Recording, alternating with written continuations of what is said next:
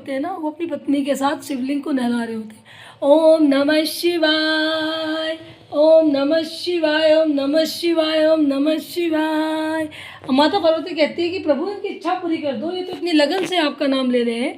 तो भगवान शंकर कहते हैं देवी इनके भाग्य में नहीं है जो ये मांग रहे हैं। तो माता पार्वती कहती है भाग्य तो आप लिखते हो प्रभु, आप कैसी बातें कर रहे हो। तो माता पार्वती के आग्रह पे भगवान शंकर जी निसंतान सेठ सेठानी को संतान दे देते हैं, पर कहते हैं केवल 12 वर्ष तक ही आपके साथ रहेगी, फिर ये मृत्यु को प्राप्त हो जाएगी।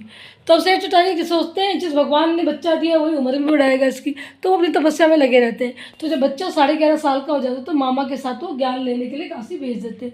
अब रास्ते में यज्ञ दान तप करता हुआ बच्चा जाता है, तो रास्ते में एक राजकुमारी की शादी हो रही थी। राजकुमारी का पति होने वाला जो राजकुमार है वो काना होता है। अब उसके पिता को चिंता होती है कि राजकुमारी देखेगी तो मेरे बेटे को तो वापस कर देगी। तो सेठ के बेटे को देखते हैं तो उनके मन में दिमाग में बात आती है। सेठ के बेटे से वो शादी करवा देते हैं कि शादी तो ये कर लेगा, बारात में बहू हम ले जाएंगे।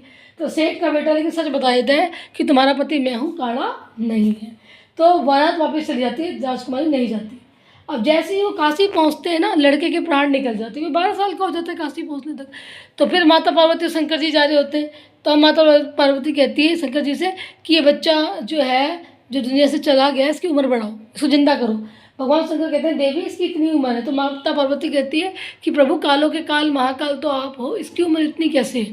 तो माता पार्वती के आग्रह पर फिर भगवान उसकी उम्र बढ़ा देते हैं। जब सेठ जी का बेटा वापस आ रहा होता है अपने मामा के साथ, तो राजकुमारी पहचान लेती है। राजा को दोबारा शादी करके खूब धन दे के अपनी बेटी को भेजता है।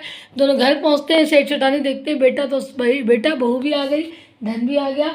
बोलो हर हर महादेव, घर घर महादेव। शिव शंकर को जिसने पूजा उसका बेड़ा पार हुआ, अंत काल में भव सागर में उस